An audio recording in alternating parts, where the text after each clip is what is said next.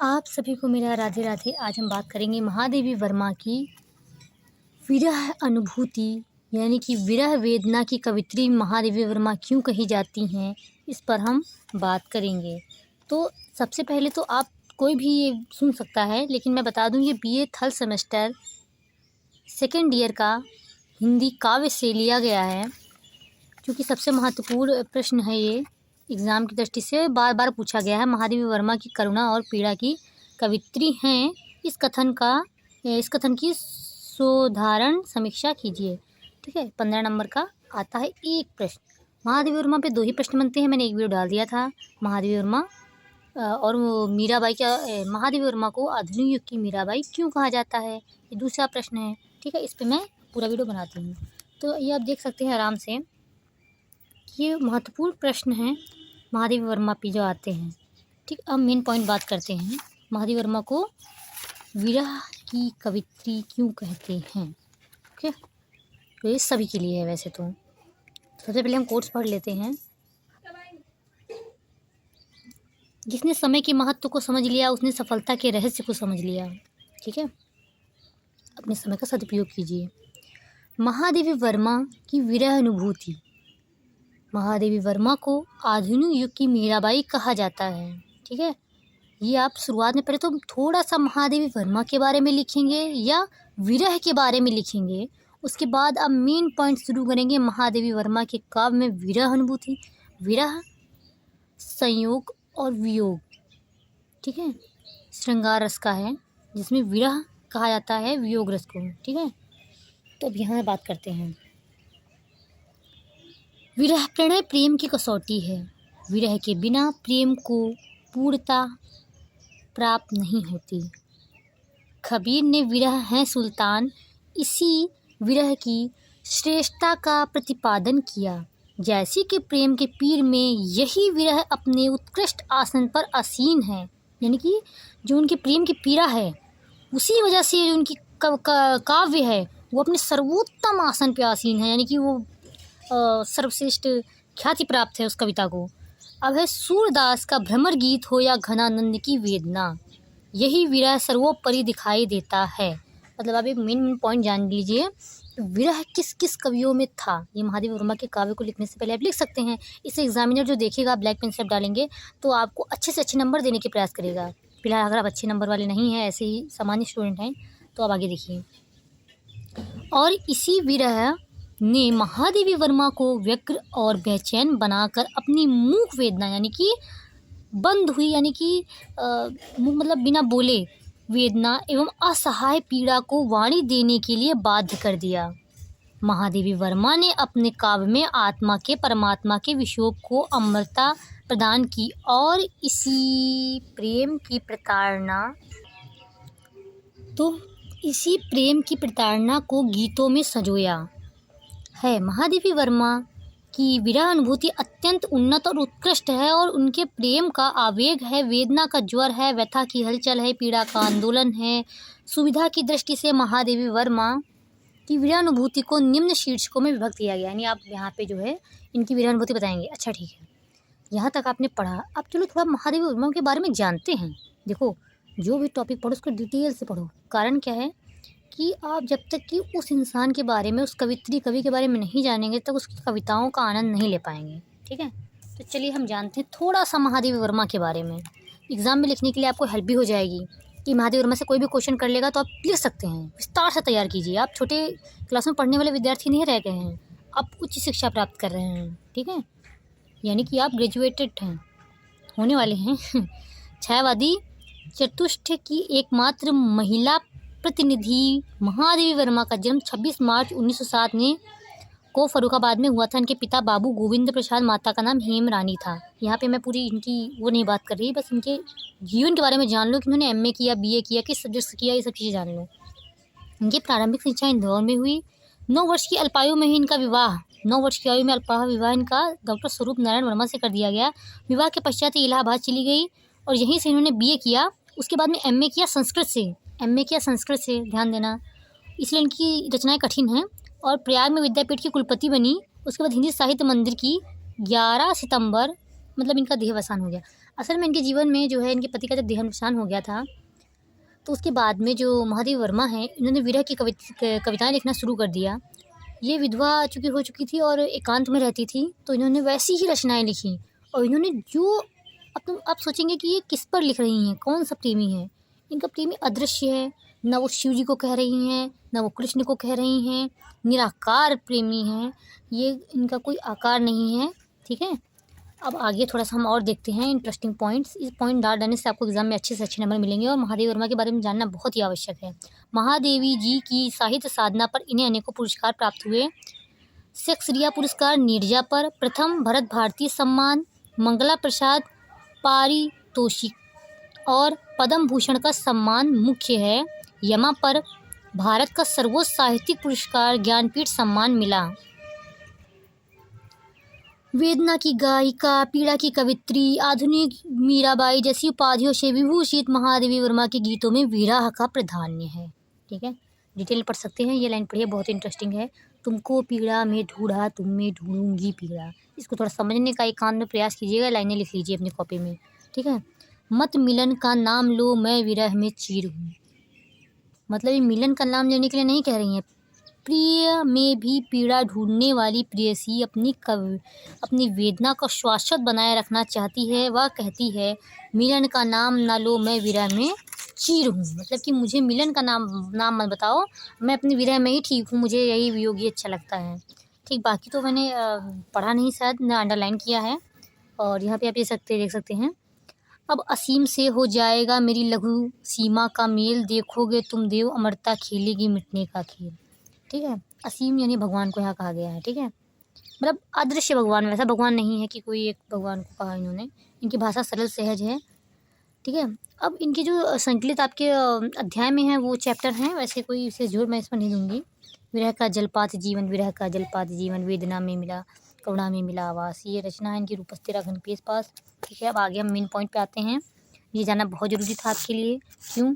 क्योंकि अगर आप कुछ भी पढ़ेंगे, आप अगर टीचर से पढ़ते, टीचर के बारे में जानना भी आपकी जिम्मेदारी होती है। ठीक है, प्रेम वेदना की गहनता, अब यहाँ से आप पॉइंट डालेंगे। ठीक है, इतना डिटेल मैंने क्यों बताया? क्योंकि मान लो महादेवी वर्मा पे कोई भी प्रश्न पूछ लेता है, किसी भी तरह से पूछ लेता है, तो आप किताब को खोलिए, पढ़िए, समझिए और लिख के आइए। ठीक है, अब प्रेम वेदना की गहनता, उनकी यह वेदना, फिलहाल यही क्वेश्चन आता है, इससे कठिन नहीं पूछेगा, इसको घुमा के पूछ सकता है। विरानुभूति पूछ लेगा, इन्हें विरह की कवित्री क्यों कहा जाता है?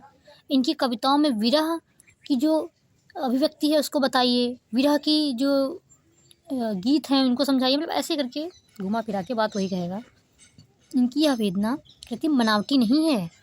जैसे कि आजकल की, क्या ही कहें, आजकल के आधुनिक युग में क्या है कि लोगों को जो ये झूठा मूठा जो ये प्रेम और ये वियोग का जो नाटक है, बहुत ही जल्दी बनावटी के रूप में आ गया है। लेकिन प्रकृति है इनका ये नहीं है कि कोई सामने है इनका ये विरह जो है, ये विरह एक तरह से मतलब जीवन में इनके कुछ रह ही नहीं गया है, ये इस तरह का विरह है।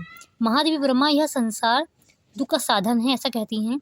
यदि कोई आकर उनकी इस वेदना को शांत भी करना चाहता है तो वे शांति नहीं चाहती। कोई वेदना को सुख में बदलना चाहता है तो वे सुख नहीं चाहती। कारण यह है कि उन्होंने इस पीड़ा को हृदय के अंतराल में बसा लिया और इस पीड़ा में ही उन्हें अपने उस अगोचर प्रियतम के दर्शन हुए। स्क्रीनशॉट ले सकते हैं, जो सर्वशक्तिमान है और सर्वेश्वर है, तथा फिर भला इस पीड़ा को कैसे छोड़ दूं जिसने ऐसा अलौकिक और अद्भुत कार्य किया है। मतलब कहने का मतलब ये है कि जिस पीड़ा की वजह से मैंने तुम्हें ढूंढा, मतलब कि वो एक अकेलेपन में जिस पीड़ा को उन्होंने ढूंढा, यानी वो ढूंढना चाहती थी और वो मिला, तो उसके बाद की जो पीड़ा है, तुमको पीड़ा में ढूंढा, तुमको जो पीड़ा में ही ढूंढा था जब मैं परेशान थी, अब तुम में अगर पीड़ा मिले तो मुझे कोई परेशानी नहीं है, क्योंकि तुमको पीड़ा में ढूंढा, तुम में ढूंढूंगी पीड़ा। ये बहुत ही भयानक और मतलब भयानक नहीं है, मतलब बहुत ही सुंदर पंक्तियाँ हैं, इनको समझने के लिए आपको क्या ही बताएं अब हम, इसकी आवश्यकता पड़ेगी जीवन में कभी भी। यहाँ पे मैंने इसके बाद ये पंक्तियाँ लिखी। आप अगर जब कुछ भी लिखते हैं हेडिंग डाल के और वहाँ पे आप कुछ पंक्तियाँ लिख देते हैं, आपको पंक्तियाँ याद होनी चाहिए, तो एग्जामिनर का ध्यान आपके राइटिंग पे जाता है और वो आपको ऐसे ही बस ऊपर ऊपर चेक करता हुआ नंबर दे देगा, इसने तो सब कुछ लिखा है, ठीक है। पर शेष नहीं होगी प्राणों की पीड़ा, तुमको पीड़ा में ढूंढा तुम में ढूंढूंगी पीड़ा, ठीक है। अब हम आगे बढ़ते हैं। अपनी इस महान पीड़ा के कारण इस जग में खिलती कलियां देखना पसंद करती हैं, प्यारे सुखी अधरों को देखना पसंद करती हैं, दुख की घूंट पीती हुई ठंडी आहों को देखना पसंद करती हैं, समझी।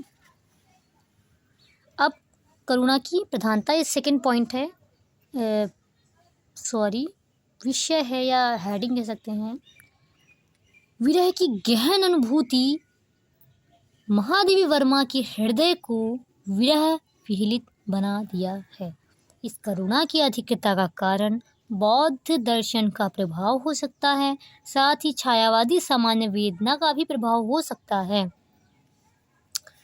मेरे बिखरे प्राणों में सारी करुणा लुढ़का दो, मेरी छोटी सीमा में अपना अस्तित्व मिटा दो। करुणा की प्रधानता, अभी मैं हेडिंग पे बात करूँगी, मैं अच्छे समझा रही हूँ, उसके बाद मैं शॉर्टकट पे बात करूँगी। शॉर्टकट में आपको याद कैसे हो, ठीक है। मेरे बिखरे प्राणों में, मेरे बिखरे प्राणों में, सॉरी थोड़ा शोर शराबा है यहाँ पे। करुणा की प्रधानता, ठीक है। यहाँ पे मतलब मेरे बिखरे प्राणों में सारी करुणा लुढ़का दो। जब बहुत परेशान हो तब इसको पढ़ के देखिए। मेरे बिखरे प्राणों में सारी करुणा लुढ़का दो, मेरी छोटी सीमा में, मतलब जो मेरा छोटा सीमा है, मेरा जो छोटा जीवन है, उसमें अपना अस्तित्व मिटा दो। इसको समझ तो मैं भी नहीं पाऊंगी, तो आप क्या समझेंगे, फिलहाल लिख लीजिएगा। और इसके बाद सेकंड हेडिंग में डाल सकते हैं आप ये, क्योंकि मैम लिखवा रही थी तो मैंने ऐसे ही लिख लिया था। विरह का जलपात जीवन, विरह का जलपात जीवन, वेदना में जन्म करुणा में मिला आवास, ठीक है। अब इसको इस तरह से लिखिए, लाइनिंग में कैसे लिखा है, ठीक है। ज़रूरी है कि आप इसको अच्छे से पढ़िए, क्योंकि कोई भी टॉपिक, कोई भी कवि आप तैयार कर रहे हैं तो इसमें अच्छे से पढ़िए, क्योंकि उस कवि के बारे में कुछ भी है तो आप लिख सकें। ये विरह का जलपात जीवन, विरह का जलपात जीवन, इस तरह से आपको लिखना है वहाँ पे, ठीक है।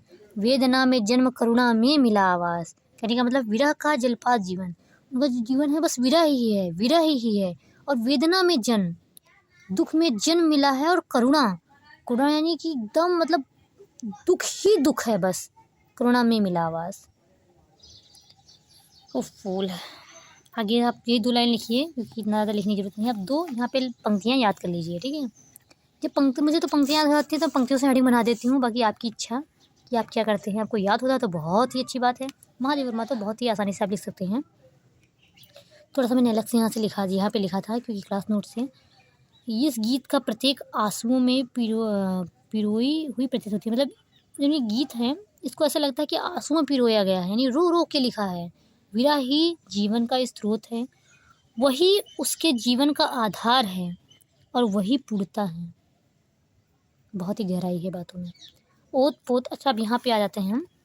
यहाँ पे क्या था, इस तरह विरह से ओत पोत रहने के कारण महादेवी जी की स्पष्ट धारणा है कि करुणा की उदात्त भावना में स्नान करके दुख भी उज्जवल हो जाता है, और इसमें विषद की कलिमा नहीं रहती। अब आगे आते हैं हम आगे आते हैं। नारी सुलभ सात्विकता, सात्विकता में समझते हैं मतलब क्या होता है, ये पवित्रता का ही प्रकार कहा जा सकता है। सात्विकता यानी साधुवाद जैसा कुछ, साधुवाद नहीं, सॉरी मैं कंफ्यूज हो गए। महादेवी वर्मा जी को एक कोमल नारी प्राप्त है, जो केवल कवि होने के सहृदय एवं सरल ही नहीं अपितु सात्विक गुणों से भी परिपूर्ण है। यानी ये मतलब नहीं है कि विरह की रचनाएं लिख रही हैं तो उनके अंदर जो है सात्विक मतलब एक तरह से कह सकते हैं धार्मिक, ठीक है, गुणों से परिपूर्ण है, क्योंकि उनके गीतों में जिस प्रकार निश्चल प्रेम वेदना का निरूपण हुआ है, उसमें कहीं ना कहीं कटुता, ना द्वेष है, ना किसी घृणा है। अच्छा एक और बात होती है, देखो यहाँ पे जो विरह है, यहाँ पे इनके विरह और करुणा में, विरह और करुणा में यानी दुख में किसी की द्वारा सताई नहीं गई हैं, दुख में किसी के द्वारा सताई नहीं गई हैं। इसी कारण इन्हें आधुनिक युग की महादेवी मीराबाई कहा जाता है। मीराबाई यानी कृष्ण की प्रेमिका, ये कृष्ण की, ठीक है हाँ।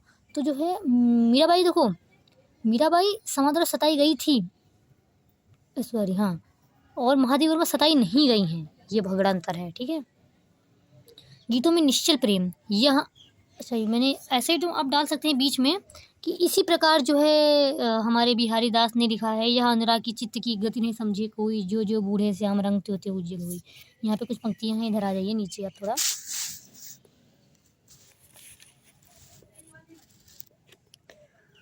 जो तुम आ जाते एक बार, कितनी करुणा कितने संदेश पथ में बिछ जाते, बन पराग गाता प्राणों का तार तार, अनुराग भरा उन्माद राग, आंसू लेते हुए पद पखार।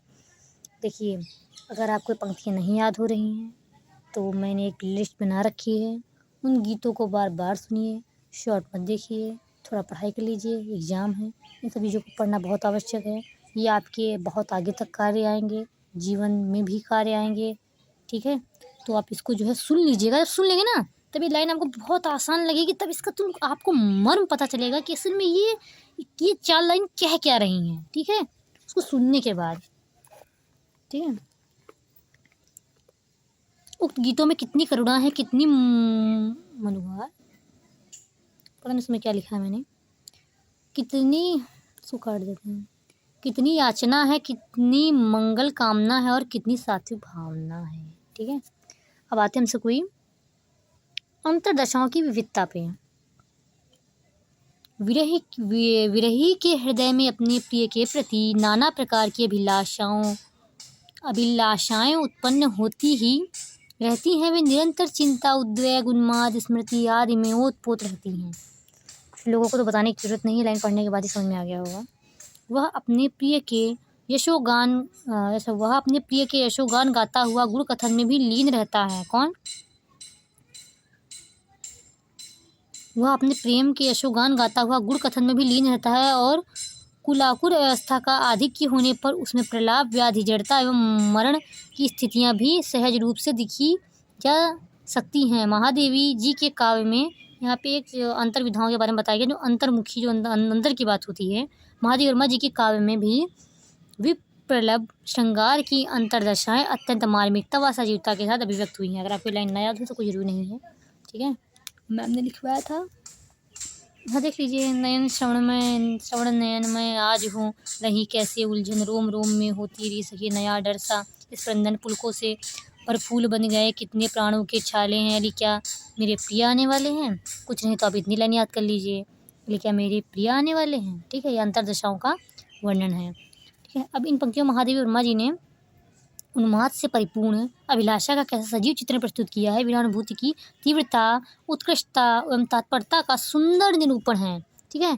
हम आते हैं भक्ति की तन्मयता, यानी कि इनके अंदर भक्ति कैसी थी, जैसे कोई भक्त अपने भगवान अपना सर्वक्ष न्यौछावर कर देता है, उनकी पूजा अर्चना में तल्लीन यानी विलीन रहता है, उनकी प्रतिमा को मंदिर में स्थापित करके उनके पद पखाड़ता है, उस प्रकार अक्षतरोली, चंदन लगाता है, धूप इत्यादि जलाकर उस पर कमल पुष्प इत्यादि चढ़ाता है, निरंतर ध्यान मग्न होकर नाम जपते, कभी कभी आनंद विभोर होकर नृत्य भी करता है। वैसे ही महादेवी वर्मा ने भक्ति भावना के साथ अपने प्रिय की पूजा अर्चना में लीन रहती हैं, किंतु उनका प्रियतम साकार नहीं निराकार है, ससीम नहीं असीम है, सगुण नहीं निर्गुण है, इसीलिए वे कुछ इस प्रकार से पूजा अर्चना करती हैं। क्या पूजा की अर्चना रे, उस असीम का सुंदर मंदिर मेरा लघुतम जीवन रे। बस मैंने 2 लाइन याद कर ली थी और आप आगे पढ़ सकते हैं। मेरे श्वासे करती रहती नित्य प्रिय का अभिनंदन ने, पद रग को धोने उमड़े आते लोचन में जल कर रहे, अच्छत पुलकित रोम मधुर मेरी पीड़ा का चंदन रे, स्नेह भरा जलता है झिलमिल मेरा दीपक मन रे, मेरे दृक के तारक में नव उत्पल का उन्मीलन रे, धूप बने उड़ते जाते हैं प्रतिपल मेरा स्पंदन रे, प्रिय प्रिय जलते अधर ताल देता पलकों का नर्तन रे। आपको दिख नहीं रहा था, सॉरी। बस यहीं पे थोड़ा सा और बचा है और ख़त्म इस तरह से। इस पूजा अर्चना में भौतिकता नहीं है, किंतु इसमें तन्मयता है। एक पार्थिक पुजारी में, एक लौकिक भक्त में या भौतिक पूजा में होती है। बीन भी हूँ मैं तुम्हारी दागिनी भी हूँ, नयन में जिसके जलद वह त्रसित चातक हूँ, सलभ जिसके प्राण में वह निठुर दीपक हूँ। फूल को उर में छिपाए विकल बुलबुल हूँ, एक होकर दूर तन से वह चल हूँ। वह चल हूँ, दूर तुमसे हूँ, अखंड सुहागनी भी हूँ, बीन भी हूँ मैं तुम्हारी रागिनी भी हूँ। तो आप इसको भी एक अलग पंक्तियों में लिख सकते हैं, प्रेमिका के रूप में इनका विरह वर्णन। ये हेडिंग डाल के अपने आप से ये लिख सकते हैं। इनका प्रतीक बादल था, और एक और ये लिख सकते हैं प्रतीक रूप में विरह वर्णन। ठीक है, एक 2-3 पॉइंट अलग से बन गए। ठीक है, हम लिखे दे रहे हैं।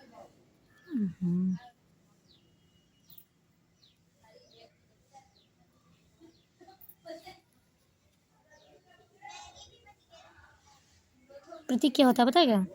जिसको प्रतीक मानकर कविता लिखी जाए। यहाँ प्रतीक है बादल, और दीपक भी रहता है इनका।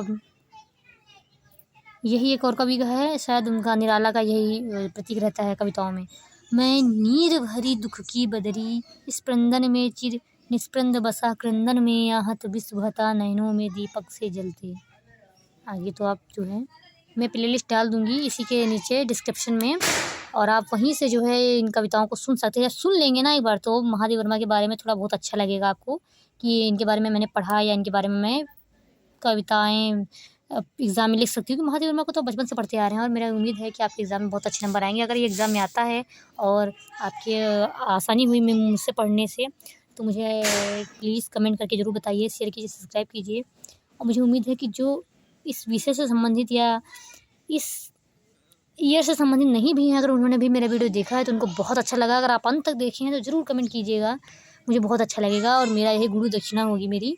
तो आप सभी का बहुत बहुत धन्यवाद। Radhe Radhe and best of luck our examination, and जीवन में खुश रहिए और मज़े लीजिए। Bye bye.